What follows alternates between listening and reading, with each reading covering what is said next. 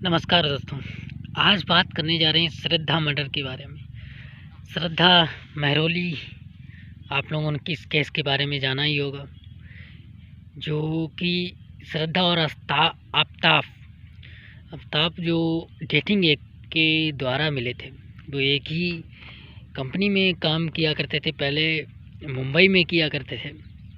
जब बाद को उन्हें लगा कि यहाँ से ज़्यादा दिल्ली में अच्छी नौकरी मिल सकती है, तो वो आकर दिल्ली में एक महरौली इलाके में रहने लगे। आफ्ताब उसका प्रेमी था, लिविंग रिलेशन में रहते थे। लिविंग रिलेशन का मतलब होता है कि आपने बिना शादी किए हुए आप अपनी पसंद के दोस्त के साथ रह सकते हैं, उसे लिविंग रिलेशन बोलते हैं। और इसकी बात की जाए तो श्रद्धा मर्डर में आफ्ताब ने श्रद्धा को जानबूझकर मारा, जबकि वो कह रहा है कि मेरी उससे लड़ाई हुई थी। ऐसा नहीं होता है। आपकी लड़ाई हुई थी तो हम लोग किसी को मार थोड़ी ना डालते हैं, एक झापड़ मार देते हैं और से ज़्यादा हम लोग 1-2 दिन बोलते नहीं हैं, लेकिन किसी को मार थोड़ी ना देते।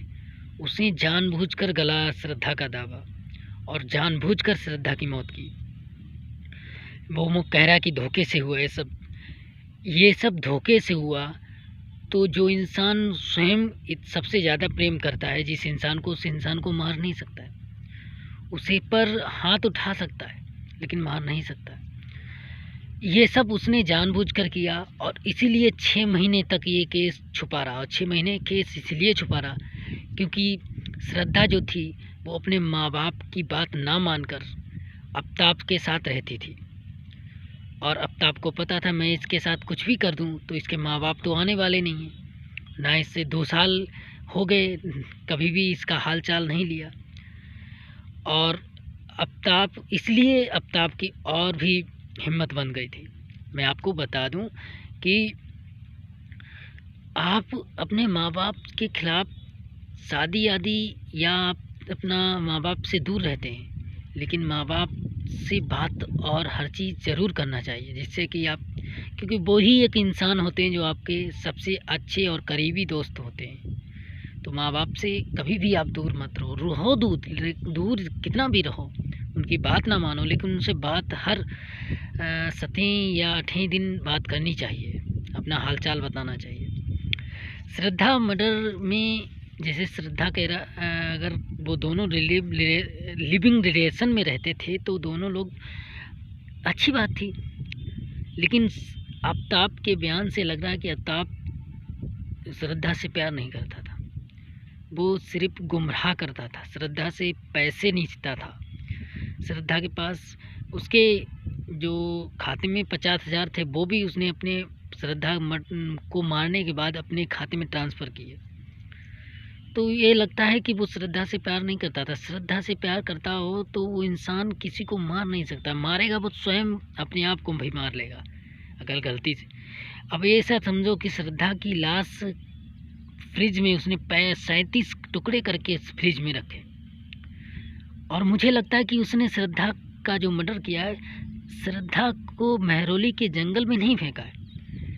मुझे लगता है कि उसने ऐसे, या तो उसने स्वयं खा लिए होंगे।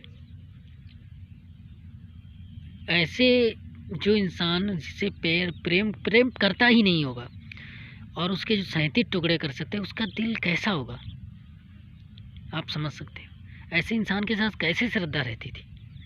माँ बाप जब भी मना करते हैं तो वो अपने एक्सपीरियंस के अनुसार ही तो मना करते हैं। तो अपने एक्सपीरियंस के अनुसार उसने अपने माँ बाप से कहा कि मैं शादी करना चाहता हूँ आफ्ताब से, तो जिनके माता पिता थे वो भी मना किए थे।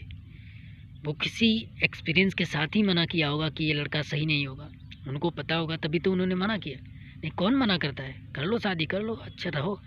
और शादी के ही कारण आफ्ताब से वो शादी की जिद करती थी आफ्ताब के अनुसार, और करती होगी।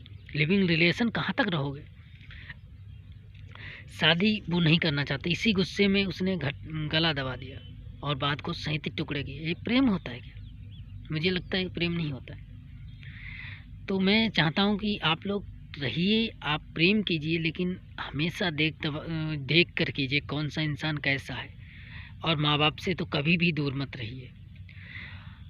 और इस केस पर हम लोगों की निगाह बनी रहेगी, आप भी इस केस का समर्थन कीजिएगा और एक आफ्ताब को कम से कम फांसी नहीं, इसको जो हमारे देश में मेहमान नहीं आए मोदी के जन्मदिन पर, हमारे पीएम प्राइम मिनिस्टर साहब के जन्मदिन पर जो मेहमान आए उनके सामने इस आफ्ताब को फेंकना चाहिए मेरे अनुसार।